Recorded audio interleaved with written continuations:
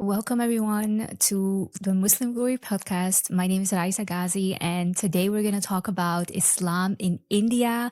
I'm really excited to tell you about it because I found out some really cool facts about India and Islam and how it got introduced, how it evolved and also where it got started.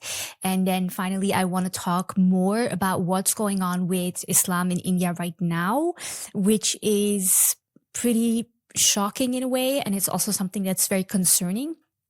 And I think it's very important for all Muslims to know about this because so many Muslims live there. I mean, I think it's about 250 million people, 250 million Muslims who live there.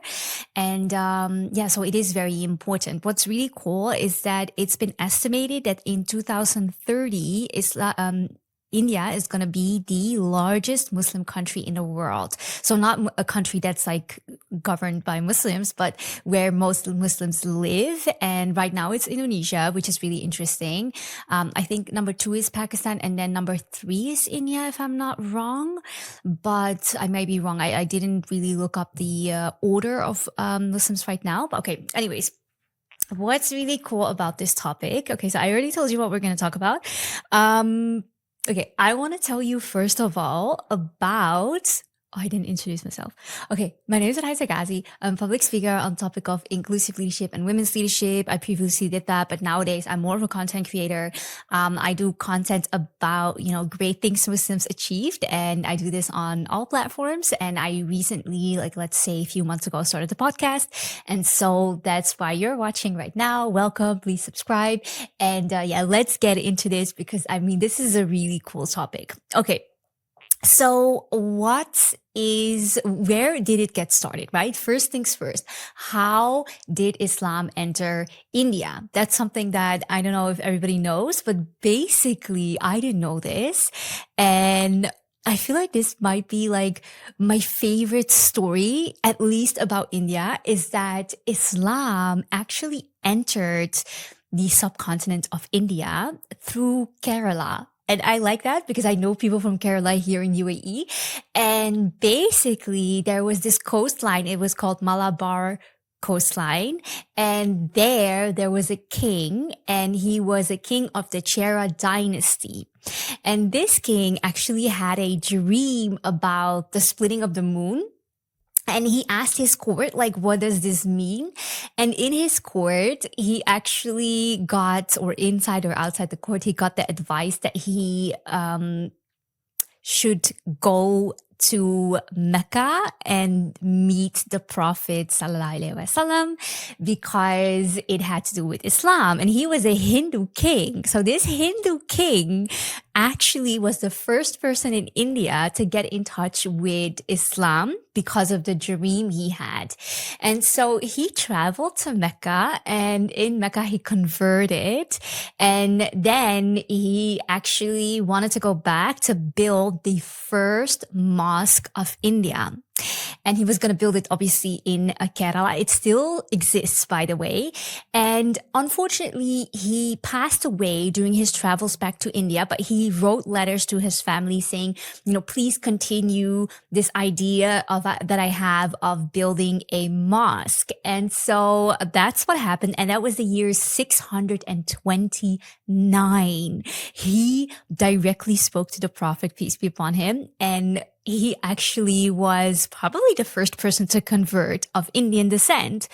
And I just think that's such a cool story. And it just made me also so like such a fan of the region Kerala, right? Because in UAE, we have a lot of people from Kerala, and basically they were, one of the first people in the world, outside of the people around the Prophet, peace be upon him, to actually convert to Islam. MashaAllah. I thought it was so amazing. So, that's something you should know about India. And it was, the mosque is called the Cherama Juma Masjid. And it's believed to be the first one in India. Okay, so that wasn't obviously where it stopped. Islam spread throughout the entire subcontinent, and it was also spread through Arab traders and who converted the elite. That's what I understand. But also, it was something that it wasn't just well. I'll get to that point because there's some kind of like questionable things as well about Islam spreading a lot because it wasn't always Islam truly that was spreading. But okay. Anyways, after Islam entered the continent, one of the biggest, I would say, like empires that was ruling India was called the Delhi Sultanate. And so that was the first major political establishment, and it came after the Ghaznavid invasions. And so then there was the Delhi Sultanate. And that was the start of centuries of Muslim rule. There were other, rulers under the Delhi Sultanate, including the Hijlis and the Tughlaqs. And eventually there was the Christie, and then after the Delhi Sultanate, there was the Mughal Empire. And then finally, when the British came, that's when the entire empire was in decline, the Muslim empire in India. And so what's interesting to me when I read about this, and like one of the books, I've mentioned it before, is about the Islamic societies. I think it's by Richard Rakin. That's the writer of the book. And basically, I think so. Like, let me check it out though, because I know some of you really want to read more about these type of things. I think his name is Richard Rakin. Let me check. Richard. I have it on my Kindle, but I didn't bring it because I already brought another book, and I was like, let me not bring too many books. Islamic societies. Rakin, I think that was his name. Rakin. I don't know. I have to write it down for you guys, but I've mentioned it before. There's this book about all the different Muslim societies all around the world. And so India is described also a bit more thoroughly when it comes to how India was, got in touch with Muslims. And so that's actually what this book is about. It's about who came first, which rulers came, how did they treat the people, what was their Islam like? And there I have to say, I learned a lot about like how Islam was being practiced in India. And I also learned a lot about, I guess there's a lot of Sufis there. And then at some point there were also a lot of Shias there. And the Sufism particularly, I never really knew much about it. I have to be honest, because I'm that person, like I really had to learn about Islam by myself. Because I don't come from like a very practicing family. So then you just have to like, find out everything by yourself. And, for me, like the only sources I really had were, the Quran and, the Hadiths. And I tried to be very particular about which websites to follow, who had a certain, way of looking at Islam, because I didn't want to be, I guess, influenced by non-Islamic ideas. I was really afraid of these type of things. And I was always very particular with who I would ask questions to. So Sufism is actually not something that ever entered the chat, but I understand now more about Sufism, and also how, Sufism, I would say, is a lot like what Christianity is like today, because Christianity got infiltrated a lot with non-Christian ideas at the time of the Roman Empire, because they wanted to include more people. And so the Christians, they actually opened up Christianity for people who were, into paganism. I don't know if that's a derogatory term, but they were the ones who were worshiping gods for, like the god of war or the god of fertility, those types of things, like plural gods, I guess. And I would say Sufism kind of did the same thing. They opened up what used to be Islam, and they turned it into, actually, I would say, different religion, Sufism, where they also included Hindu practices. And I guess that was also to make it more acceptable to more people, and so they didn't really follow just the sunnah or the hadith anymore, but there were many like mixes of other types of spirituality. That's what I understand from the book, and I guess that they felt like that was best suited for India because there were so many Hindus there. And so what's interesting is when you read about all these different rulers, you can also get a better idea about who was actually including, more Hindu practices and Sufism, but also like things I found a bit creepy. Like, there's people who are like worshiping graves and stuff, or like saints, and, do like sacrifices, or like, what is it called, like an altar, those type of things. Like, they were including things that I thought were a bit like, I thought it was a bit creepy, I'm not gonna lie. So anyways, I think it's important to know that as a Muslim, especially if you're a Muslim who maybe is born with Islam, I feel like you might be a little bit more sensitive to these things, because I think people might be teaching you things that might not be Islamic. I think it's very important for Muslims to find out about this themselves. Yeah, because there's just so many things that don't really make sense, that aren't really part of Islam. And I think, like, I talked about it during, was it my last podcast? No, like 2 podcasts ago. I talked about it, how like sometimes in Islam, like even people start like accusing each other of being like too Muslim because people follow, for example, strictly the Hadith and Quran. But then I feel like, but that's actually Islam, like when you start being like, you start like rejecting each other based on the fact that someone is a Muslim, like that's so weird to me. But I guess, it's also a little bit of, I guess, external brainwashing a little bit. But I also know that in some families, like people actually shame each other for like, following the Quran and the Sunnah. I feel like, I mean, it happens in my family too, though. Like, I'm not gonna lie, but it's not like for us, it's like because there's a lot of non-Muslims, so then they will shame the Muslims. But I heard that even in families where there's like people who are like Muslim, then they start shaming each other because some of them are following, the Quran and Hadith, which makes you a Muslim, and others, I guess, find that not appropriate or something. Sorry, I don't want to judge, but it just makes me laugh because, like, I guess also being from Europe, like, you really had to fight to be a Muslim, like, being a Muslim is like so socially not acceptable that you actually have to make a huge effort to just be who you want it to be, to really, have your identity as being a Muslim and not be kind of like, I guess, bullied into taking a distance from your religion, which is what a lot of Muslims do. They'll be like, oh, I'm Muslim, but I'm not practicing, because they don't want people to be upset, But I think, yeah, I don't know. That's why it's like even funnier to me when it happens in countries that are Muslim, because then I feel like you literally had all the freedom in the world to be a Muslim, but then you decided to be embarrassed to be a Muslim. But the thing that I think European and Western Muslims don't get about Muslim countries is that you guys have a lot of religious trauma. Like that could be a whole podcast on in itself. But I guess like some of you have like gone through things, but I think some Muslims in the West have it as well.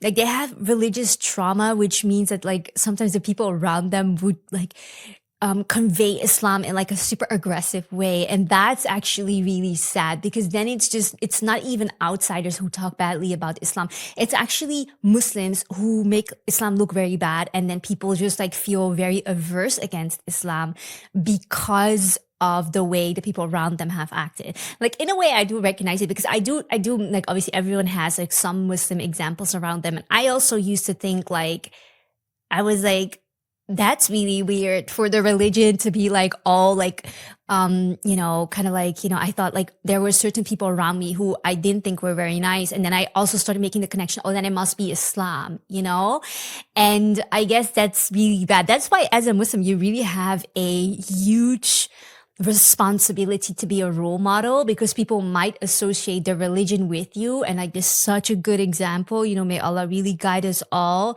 and like for us to represent Islam very beautifully. Okay, anyways. to get back to the British rule. Okay, so at some point, the British came along, right? And so this was around the year, I think it was around the 1700s, until the 1900s, right? And so the British came along, and this was after the Mughals.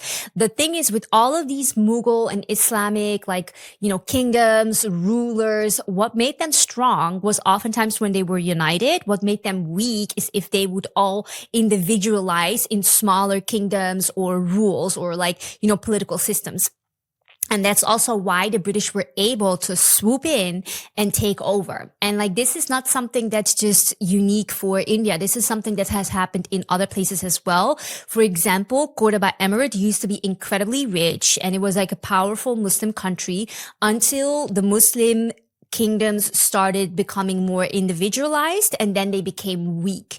And I would say perhaps something similar is happening right now in the Middle East, where, we have a lot of Muslim countries who are not united, and perhaps that might be our weakness as well. And then when you look at like rulers, like for example, Gaddafi is one of them who actually proposed being one, they actually become a huge target, because I think occupiers know that when a country, has a very, strong backbone and like a really, a strong empire, you would say, they're just not as easy to conquer.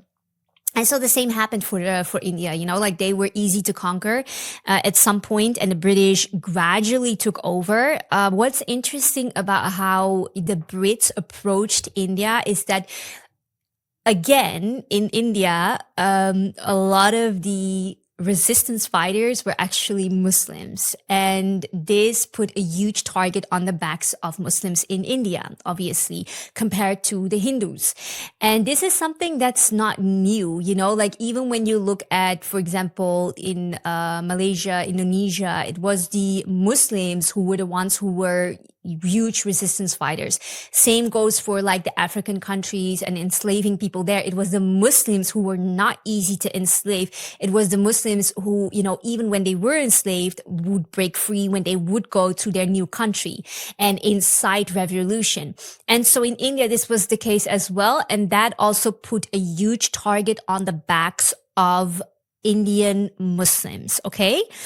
And, so how did the Brits deal with that? Well, I mean, it's a copy and paste. Like, I've talked about a few Muslim countries now. I think we're like at episode 14 or something. And basically it's just copy paste every time. Like, I'm not even surprised anymore. Like, I know exactly what to look for in the story, because I already know there's going to be divide and conquer. There's going to be erasing identities. And another thing they do a lot is they get blah, blah, erasing identities.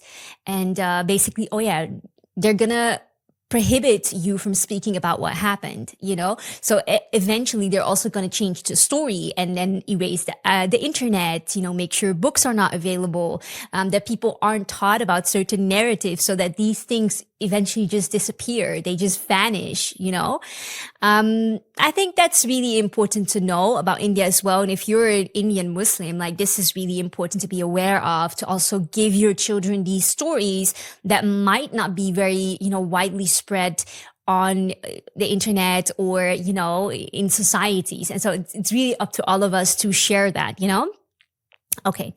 Anyways, the impact of Islam in India was, very profound. One of the world wonders, the Taj Mahal.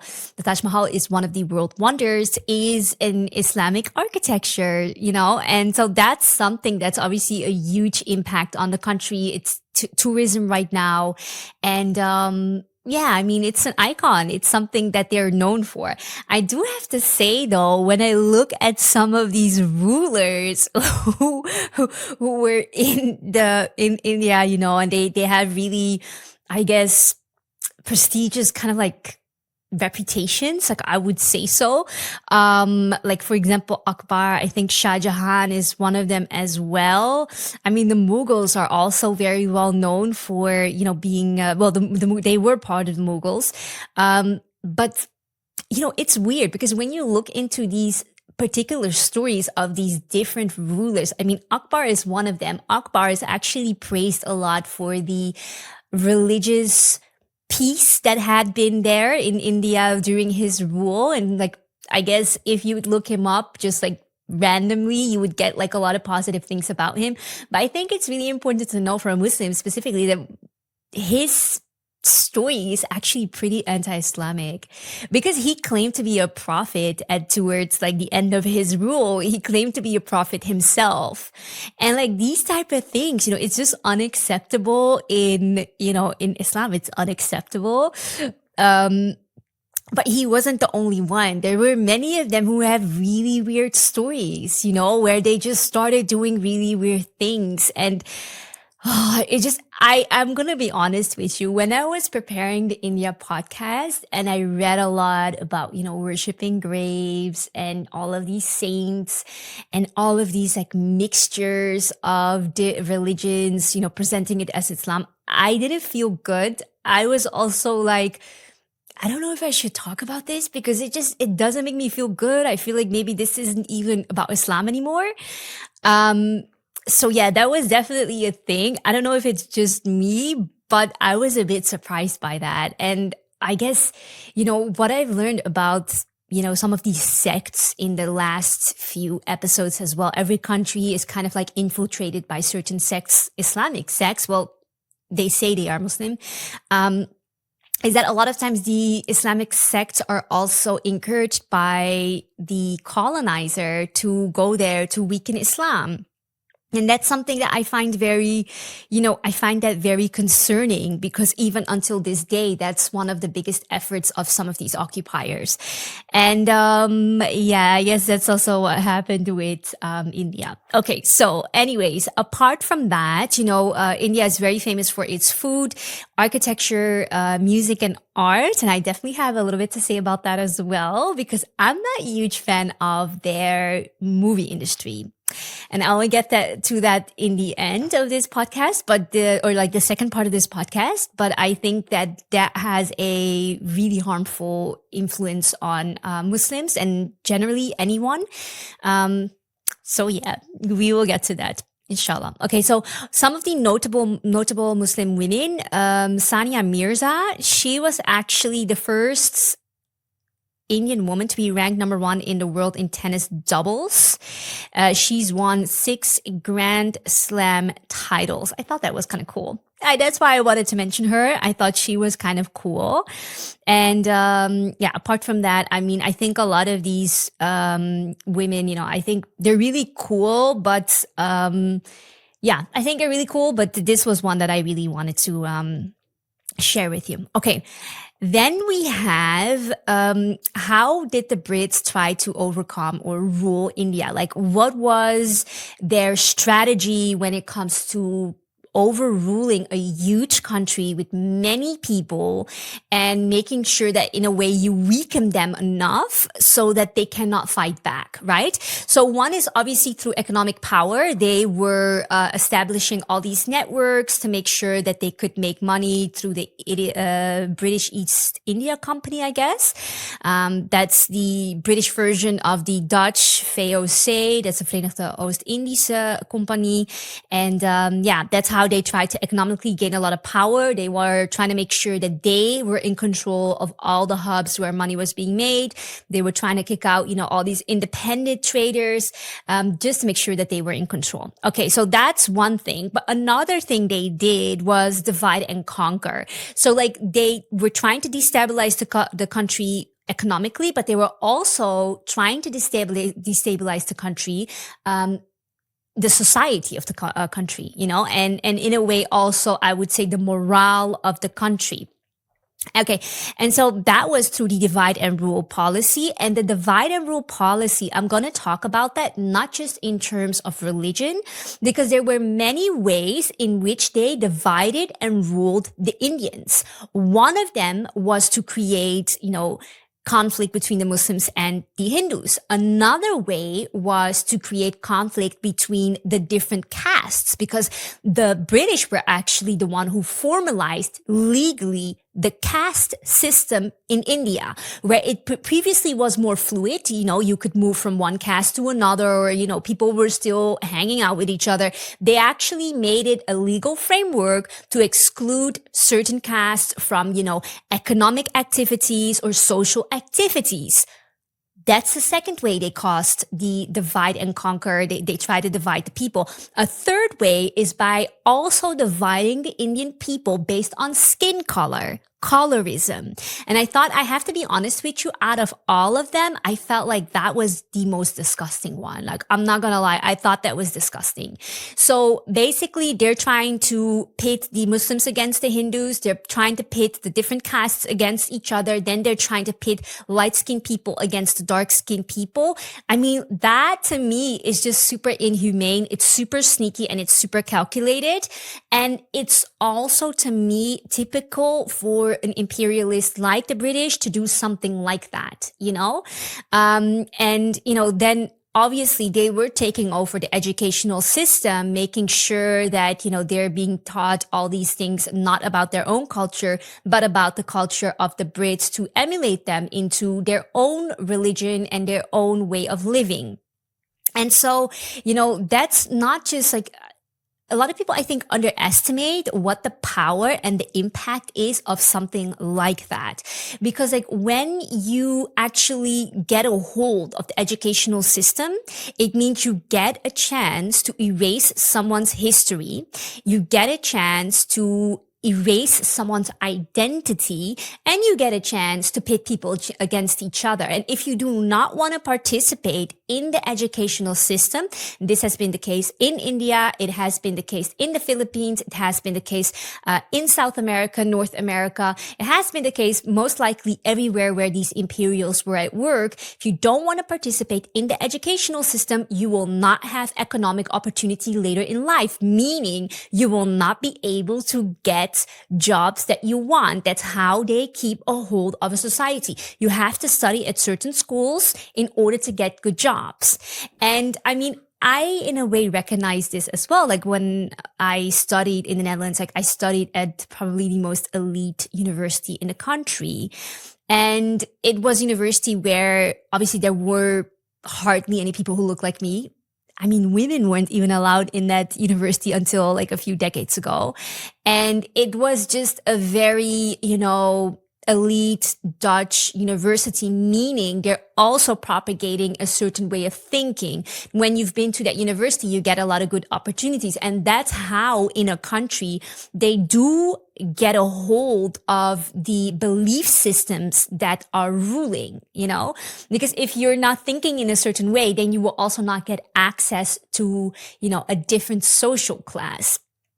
I think these things are really interesting, and I think these things are really important to be aware of. And so I just wanted to share that with you. Okay, so I do have to end it here because I want to tell you more, but I will do that in the second part of this podcast. And what I will tell you in the second part about Muslims in India is, we already talked about the educational system. This is something I find very important. But we'll also talk a little bit about, Ahmadiyya, which is this movement of a sect claiming to be Muslim in India. It originated there. And I just want to tell you a little bit more about them. Then I want to tell you a little bit more about the use of media against Muslims, very relevant right now. And I also want to tell you a little bit about the harmful effects of Bollywood, because I find that very interesting. That's more personal because I never really liked it, to be honest. So if I get a chance to now, to a wider audience, share my opinion, I will. And then I also want to share a little bit more about the rise of anti-Islam hate and speech in India, because that's pretty big as well. And obviously me being like a social media content creator, I'm at the like, I'm like a victim of this all the time as well. So I'll explain a little bit more about that as well. And then finally, the caste system. I kind of already told you a little bit about that. I think that's it. I'll also tell you about like their online strategies to fight Muslims in India and worldwide. Okay, so thank you so much for watching. This is the Muslim Glory podcast. My name is Raisa Ghazi. Thank you for watching. And if you want to be a public speaker like me, make sure to sign up for my course, Speak Out course. And inshallah, I will see you again next week. Thank you so much.